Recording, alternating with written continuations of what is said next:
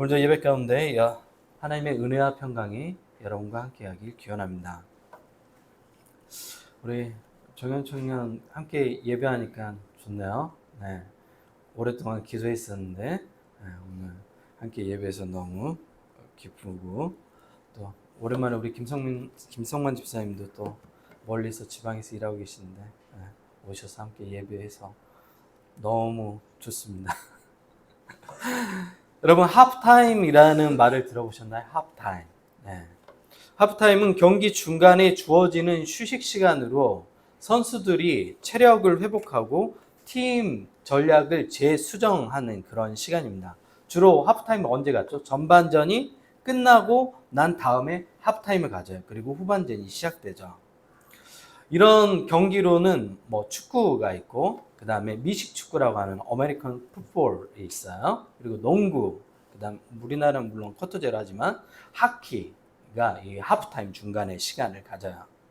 요즘 스포츠 용어 하프타임을 인생에 적용해 많이 사용합니다. 그래서 실용서적 책들 보면 인생의 하프타임이 중요한 시기다 이런 책들의 내용을 많이 봤을 겁니다. 그래서 인생을 크게 전반전과 후반전으로 나눕니다. 그리고 중간 지점 하프타임 시기에 무엇을 할 것인지 고민해요. 이 시기에 주로 뭐 하죠? 우리 인생의 전반전이 끝나고 후반전이 시작하기 중간에 하프타임의 시간 때 우리가 뭘 해야 되죠? 나의 삶이 제대로 살고 있나? 나의 방향이 어그러지지 않았나? 내가 정지향을 향해 잘 가고 있는가? 복귀해 보는 거야. 반성해 보는 거야. 반추해 보는 거야. 이 시간을 가져야지만 후반전을 제대로 잘 뛸 수 있게 되는 겁니다. 그래서 주로 자신의 삶을 돌아보고 미비한 부분과 어그러진 방향을 재설정하는 시기가 인생의 하프타임 시기예요. 그러면 하프타임 시기가 매우 중요한 시기라는 거예요. 네. 여러분의 인생은 어느 시점에 와 있나요? 소중한 10대를 보내고 있는 사람은 10대의 하프타임이죠. 10대가 안 와요. 다시는 안 와요. 그 10대만 느낄 수 있는 굉장히 소중한 감정들이 있거든요. 그냥 오빠가 빼빼로 하나 줘도 설레. 근데 20대가 되잖아. 내가 거짓인 줄 알아? 마음이 그래요. 10대 때만 가질 수 있는 낭만, 감성, 그리고 우주를 바라보면서 느끼는 그 풍요로운 감정들은 오직 10대만 느낄 수 있어요. 20대가 되잖아요. 절대로 못 느껴요. 학 접어서 주면 이렇게 감동하고 그러거든요. 근데 20대 되면 뭐야? 내가 거진 줄 알아? 에르메스, 루이비통 이런 가방을 사주는 오빠가 좋아하잖아. 마음이 타락한 거지. 병들고. 그리고 자기도 이제 점점 그런 사람이 되어가요. 그래서 인생에 온전히 느낄 수 있는 10대 때 느낄 수 있는 그 감정이 있는 거야. 그러면 인생의 10대의 하프타임이야. 내가 16이야.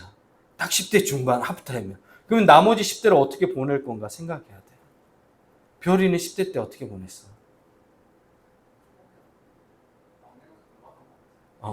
그래. 육아를 도왔어.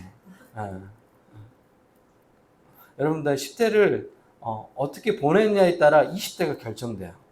그러니까 내가 10대에 지금 하프타임 시기면 지금 이제 돌아봐야 돼요. 이후에 후반전에는 어떤 것을 할 것인가. 20대의 하프타임 시기에 있는 사람들이 있죠. 한별이, 김현호, 노영빈, 이혜연. 딱 20대 하프타임에 딱 20대 중반이에요. 20대 후반을 어떻게 보낼 건지 잘 설정해야 30대의 인생이 달라져요. 30대에 살고 있는 청년들인데 느끼죠. 내가 20대 때 그걸 좀 더 준비할 걸. 20대에 있는 청년들은 어떻게 해요? 10대 예원이 때 좀 더 했었어야 되는데. 못 놀아본 청년들은 좀 더 놀았어야 되는데 내가. 공부를 안 한 청년들은 내가 좀 더 공부를 그때 했었어야 되는데. 이렇게 되는 거죠. 그래서 20대 중반인 청년들은 이제 후반전을 어떻게 할 건지 여러분 하프타임 시기를 잘 고민해야 돼요. 그리고 내가 꿈꾸는 것만 할 수 없는 세상이구나를 조금씩 인정하고 받아들여야 돼요. 그래서 점점 살다 보면 엄마가 말한 것을 인정하기는 싫어. 인정하기 싫으나 맞는 내용이 많아요. 왜? 엄마는 나보다 먼저 인생을 살아본 사람이니까. 아빠가 말하는 게 인정하고 싶진 않아. 아빠 꼰대 같고. 근데 아빠가 말하는 게 점점 맞아져. 그래서 남자들이 점점 아빠하고 갈등이 심해지다가 30대가 되면 점점 아빠를 이해하게 되고 40대가 되면 아빠를 긍휼하게 여겨. 아빠의 삶이 존경스러워져. 그게 우리의 인생입니다. 여러분 모두 하프타임 시기를 겪고 있습니다. 또 전혀 공감 못 하시는 분들이 있으니까 40대 하프타임이 아니라 50대니까 이제 50대 이제 하프타임을 갖는 분들 있죠. 나머지 후반전은 어떻게 살 것인가. 60대도 마찬가지. 인생의 60대의 하프타임을 어떻게 가져야지 후반전을 어떻게 살 것인가 결정이 될 겁니다. 제가 딱 40 중반이에요. 우리가 100세는 사실 좀 어렵고 90세까지 산다고 했을 때 딱 제 인생 전체로 봤을 때 하프타임이에요. 그러면 앞으로 후반전을 어떻게 살 것인지 깊이 고민해야 될 시기가 딱 제 나이예요.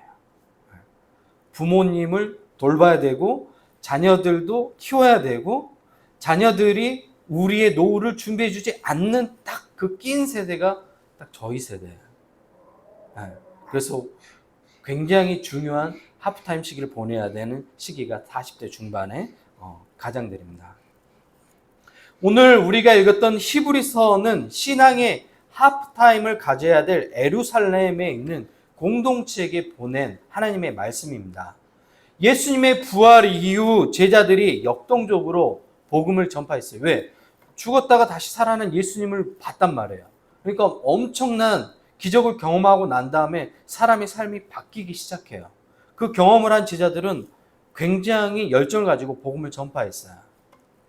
그만큼 예수님의 부활 경험은 파급력이 컸습니다.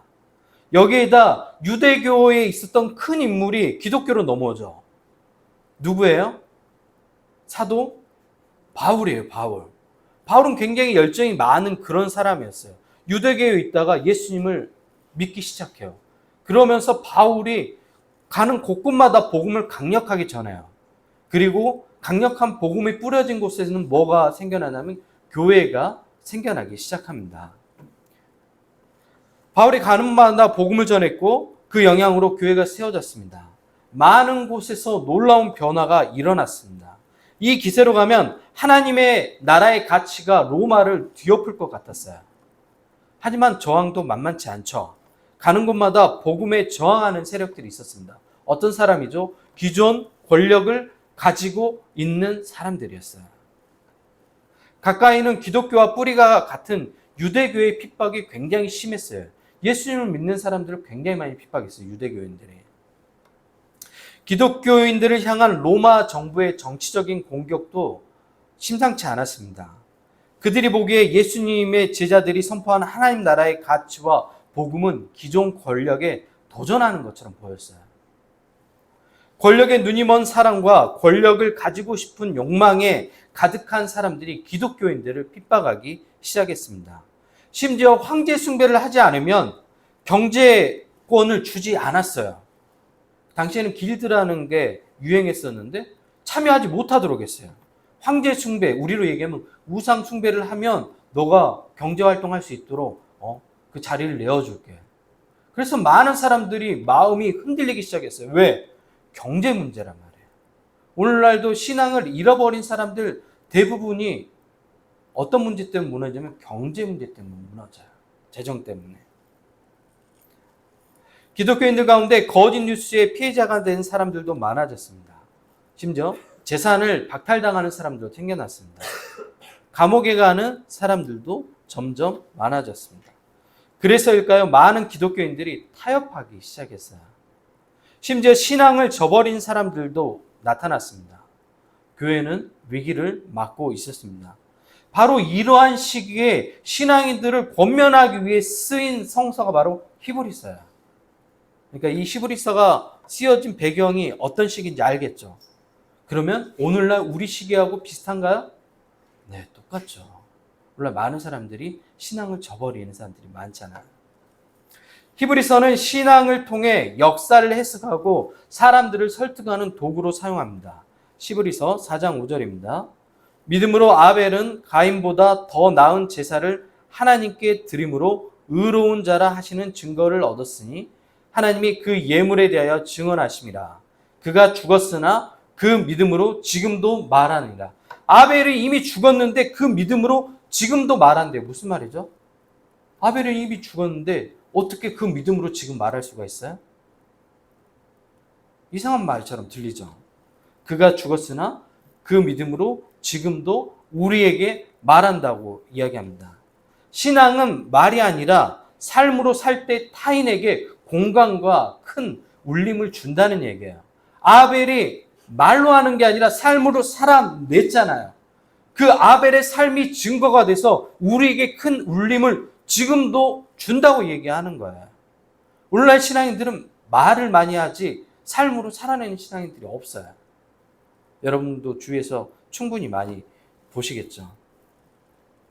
우리의 뒷모습은 타인에게 보여주는 신앙입니다. 어제 영빈이가 김용옥 사모님 그리고 윤전 집사님 앉혀놓고 교육을 하더라고요. 우리 엄마가 얼마나 많이 기도했는지 아냐고. 그렇게 하셔야 된다고. 내가 사람 된 건 우리 엄마가 그렇게 기도해서 된 거라고.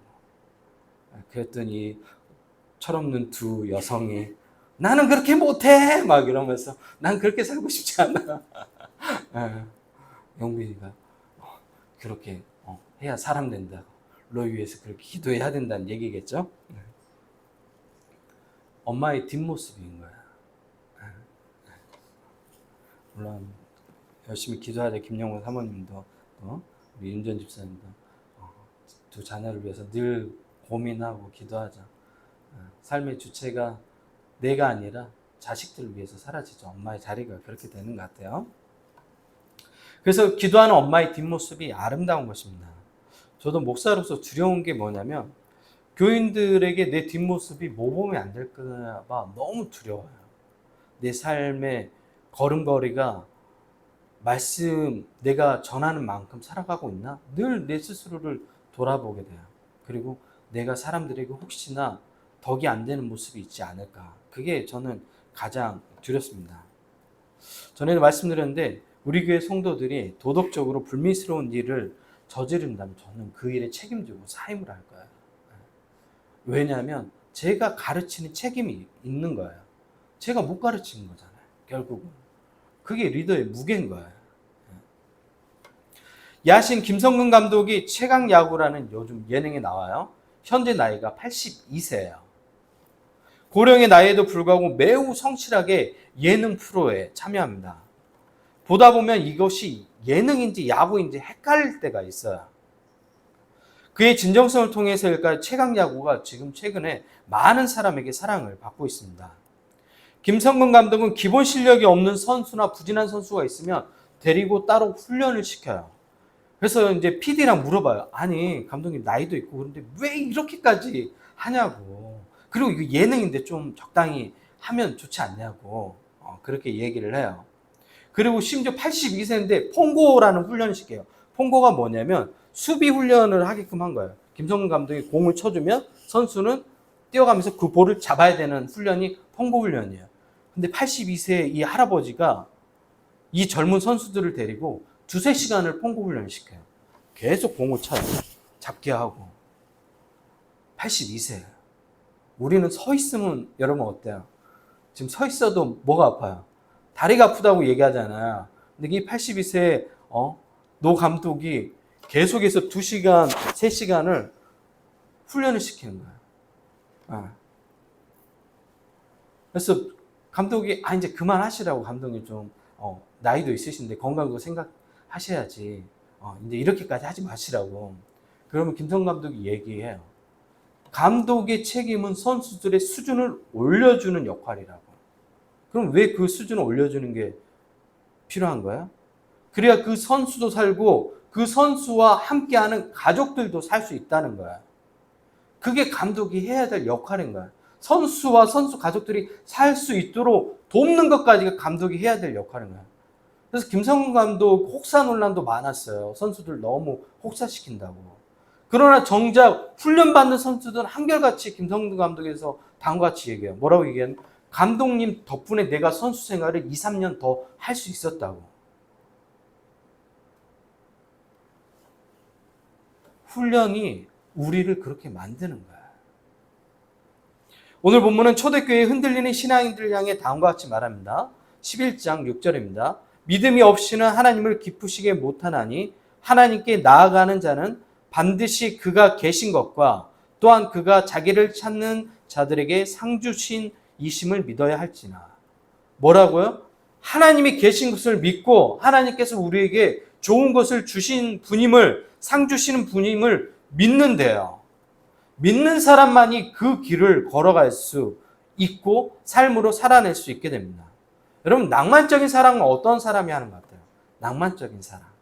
여러분 모두 낭만적인 사랑을 꿈꾸잖아요. 변하지 않는 영원한 사랑을 꿈꾸잖아요. 어떤 사람이 낭만적인 사랑을 하게 되죠? 어떤 사람이 하는 것 같아요? 낭만적인 사랑이 있다고 믿는 사람이 그 사랑을 하는 거야. 낭만적인 사랑이 없다고 생각하고 타협하는 사람은 그 타협한 만큼의 사랑을 하는 거야. 그리고 이렇게 얘기해줘. 이게 사랑이야? 이게 사랑이야? 본인이 선택했잖아요. 본인이 타협한 사랑을 찾았잖아요. 그런 사랑이 없다고 제안하고. 그것을 믿는 사람만이 그 길을 가게 되고 그 결과를 얻게 되는 겁니다. 그래서 타협한 사람들은 성향만 다른 남자를 찾아요. 전에는 내향적인 남자였다면 이제 어떤 남자를 찾겠어요? 외향적인 남자를 찾아요. 전에 재미없는 남자 만났었는데 재미가 없어. 이번에는 재밌는 남자를 만나봐요. 그놈은 그놈이야. 성향만 IS2로 바뀐 거야. 전에는 나이 어린 남자를 만났어. 이번에는 어떤 남자를 만나겠어요? 나이 많은 남자를 만나요. 그러면 바뀔 줄 아는 거야. 아니에요. 그놈이 그놈이에요. 그놈이 나이 들어서 늙은 거예요. 같은 남자예요. 똑같이. 그리고 전에는 굉장히 대인관계를 넓게 하는 남자를 만났어요. 이번에는 그런 남자 만나니까 피곤해. 이번엔 좀 조용히 있는 남자. 만나보세요. 이제 답답해 죽어요. 성향만 달라지지 그 사람은 똑같은 거야. 왜? 내가 변하지 않았잖아요. 내가 보는 눈이 없는데 똑같은 남자를 똑같이 고르는 것 뿐이지 성향만 달라지는 거야. 조금 더 적극적인 남자를 만나는 것 뿐이고. 무슨 말인지 이해됐나요? 테일러라는 기타가 있어요. 1,000,000원이에요. 이런 우리 교회에 있는 기타 30만 원이거든요. 1,000,000원짜리 기타야. 제가 1,000,000원짜리 기타를 여러분에게 주면서 이 기타가 1,000,000원이라고 얘기하면 여러분 이 기타가 1,000,000원짜리인 건지 볼 수 있나요? 왜 못 보죠? 기타를 잘 모르기 때문에. 기타를 볼 수 있는 눈이 없기 때문에. 저는 알 수 있을까요? 알 수 있죠. 왜요? 저는 기타를 보는 눈이 있기 때문에. 좋은 기타를 고르는 방법이 있어요. 잡았을 때 이게 그립이라고 얘기하거든요. 이게 굉장히 잘 접혀요. 부드러워요. 그리고 기타를 칠 때 코드를 치는데 코드를 잡았을 때 굉장히 잘 잡혀요. 그리고 한번 스트럼 했을 때 통의 울림이 굉장히 균일하고 예뻐요. 이런 어떤 기준들이 있어요. 그리고 통을 들었을 때 수평이 맞는지 이런 것들을 보고 할 때 좋은 기타를 고르는 기준이 있는 거야. 그런 걸 볼 수 있는 눈을 가진 사람이 좋은 기타를 고를 수 있는 것처럼 내가 좋은 사람을 볼 수 있는 사람으로 성장해야 좋은 남자, 좋은 여성, 좋은 배우자, 이성을 만나게 되는 거예요. 근데 나는 아무것도 안 바뀌었는데 다른 사람만 바뀌면 내가 바뀔 거라고 착각하는 거예요. 오늘날 많은 현대인들이 그러잖아요. 그래서 계속 환승해봐요. 환승해보고 환승해보고 죽을 때까지 환승해보세요. 똑같아요. 네. 이제 경험하면 알 거예요. 목사님 얘기한 게 이거구나. 네. 내가 변하고 성장해야 좋은 것이 비로소 그때 보입니다. 그러면 좋은 거를 선택하고 싶으면 가장 먼저 해야 될 게 뭐죠? 내가 성장하는 거예요. 사춘기에 있는 10대 아이들은 10대만큼밖에 생각을 못해요. 20대 초반에 있는 청년들은 20대의 생각밖에 못해요. 30대의 사람들은 30대의 인생의 경험과 해안으로 세상을 볼 수밖에 없어요. 그리고 30대 때 가장 많이 실수해요. 왜? 모든 걸 다 할 수 있을 것 같은 느낌이 들어요. 그때는. 저도 그랬어요. 저도 30대 때 개척했잖아요. 그리고 제가 굉장히 용병 괜찮았지 그때. 그지? 그때 괜찮았다고. 그래서 내가 굉장히 괜찮은 줄 알았어요. 왜냐면 가는 데마다 막 교회가 부흥되고 이랬는데 개척을 해보잖아요. 자기가 어떤 사람인지 확인하게 돼요. 기존 교회에 있을 때는 시스템이 갖춰져 있으니까 내가 뒷걸음 쳐도 홈런이에요. 그냥 내가 뭘 안 했어. 그냥 뒷걸음 쳤는데 홈런이 돼. 개척교회 내가 정말 죽도록 해도 한 발짝을 못 나가요. 여러분 다 경험되죠? 아무리 해도 달려도 계속 놓줘봐도 앞으로 안 가요. 개척교회는 그래요. 기존 교회에서는 조금만 열심히 해도 효과가 나타나고 막 유병철 동상을 세우려고 그래요. 막 유병철 목사님이 너무 청소년부 아이들 잘 가르친다고 그러고 청년부들 교육 잘한다고 그러고. 근데 개척교회 와보니까 어때요? 우리 목사님 날마다 뭐 하고 있나 싶죠. 계속해서 같은 숫자 와서 예배 드리고 교육을 하고 계시는 건지 많은 건지 해도 뭐가 티가 안 나죠. 그게 개척교회예요. 내가 성장할 때 비로소 내가 어떤 사람인지 확인되는 거예요. 히브리서 기자는 다음과 같이 평가합니다. 아벨, 에녹, 노아, 이삭, 야곱, 사라는 믿음으로 삶을 살아냈습니다. 스스로의 삶을 신앙의 증인으로 만들어낸 겁니다. 13절입니다. 이 사람들은 다 믿음을 따라 죽었으며 약속을 받지 못하였으되 그것을 멀리서 보고 환영하며 또 땅에서는 외국인과 같은 나그네임을 증언했습니다. 저는 여러분이 이런 평가를 받는 인생을 살길 소원합니다. 아멘 해도 돼요. 이들이 다 믿음을 따라 죽었다. 이런 삶보다 더 복된 삶이 있을까요? 나중에 체로이가 우리 모두를 평가할 거예요. 체로이와 함께한 신앙인들이 이제 그때는 다 중년이 되었고 우리 나이가 될 거야. 그러면서 이야기할 거야. 우리 백현희 권사님하고 김미혁 권사님, 그다음에 이현주 집사님, 우리 엄마 윤지연 집사님이 뉴해분교회 일으키기 교육에 얼마나 애썼는지 니네들이 아냐고. 나는 그분들이 해준 밥 먹으면서 다 봤다고. 체로이가 여러분을 평가할 거야. 그러면서 우리 누나 최효원은 뉴해분교회 최초의 기타리스트였다고. 찬양 최초잖아요. 처음이니까. 우리 엄마 반주했다고. 우리 엄마가 앞에서 다 반주하고 권사님들이 밥 해주는 거 먹고 내가 튼튼하게 자랐다고. 나중에 다 평가할 거예요. 별이 형이 나랑 가장 잘 놀아줬다고. 다른 형들은 나를 보는 척만 해주겠다. 다 평가할 거예요. 주일날 신앙 생활을 어떻게 했는지 여러분 인생 다 평가할 거예요. 그리고 우리 권사님들이 내가 오면 주일마다 안아줬다고. 심지어 용돈 준 것도 다 기억해요. 내 이쁘다고 여름 성경학교 끝났는데 용돈 줬다고. 우리 김영민 집사님은 내가 혼자 있을 때 너무 열심히 나를 가르쳤다고. 내가 그 김영민 선생님 때문에 내가 이렇게 훌륭해져. 나 안 그랬으면 사람 안 됐을 거라고. 여러분 다 평가받을 거예요. 뭐 사람 평가가 중요해요? 그것보다 더 중요한 건 하나님이 우리를 그렇게 평가하시는 거예요. 믿음으로 여러분이 어떻게 살았는가 역사적으로 평가될 거예요. 그러면 지금 하프타임 이 시기를 여러분이 잘 보내야 돼요. 우리는 나그네로 평가됩니다. 왜 우리가 나그네냐면 세상의 가치에 동의하지 않는 삶을 살기 때문에 우리가 나그네로 평가되는 거예요. 우리는 하나님의 나라의 가치를 가지고 살아가는 사람들입니다.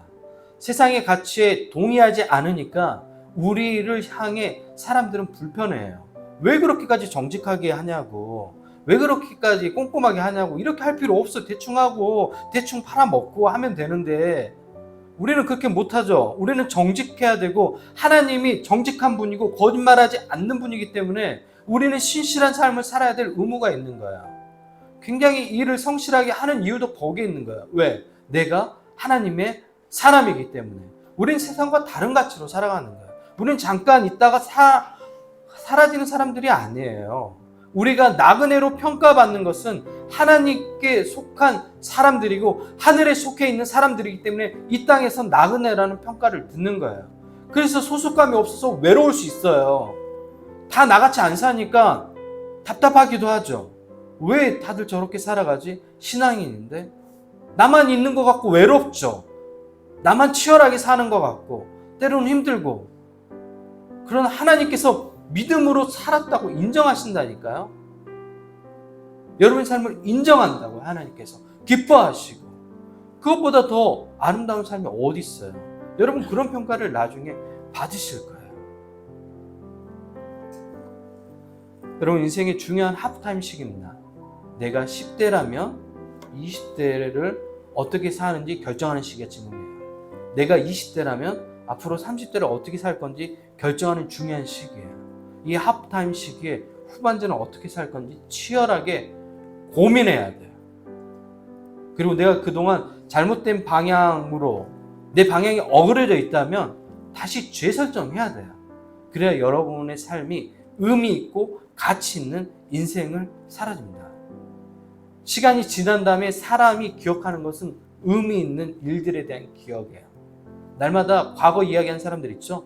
그 과거 이야기하는 사람들이 현재 의미 있는 삶을 살지 못하기 때문에 과거를 이야기하는 거예요. 그럼 나를 들여다봐요. 나는 과거를 이야기하나 미래를 얘기하나? 여러분 어때요? 과거예요, 미래예요? 내가 과거를 많이 말한다면 나는 지금 미래지향적인 의미 있는 삶을 살지 못하고 있다는 증거예요. 그게. 근데 미래가 너무 기대되면서 얘기하잖아요. 저는 앞으로 이런 일들을 할 겁니다. 저는 앞으로 이런 믿음의 배우자를 만날 겁니다. 라고 하면 그 사람은 만날 거예요. 제가 조계영이라는 청년에 대해서 이야기했죠. 지금은 집사님이 됐는데 청년이 1년 전에 전화 와서 밤에 그런 얘기를 했어요. 저랑 이제 오랫동안 교제했던 그런 청년이에요.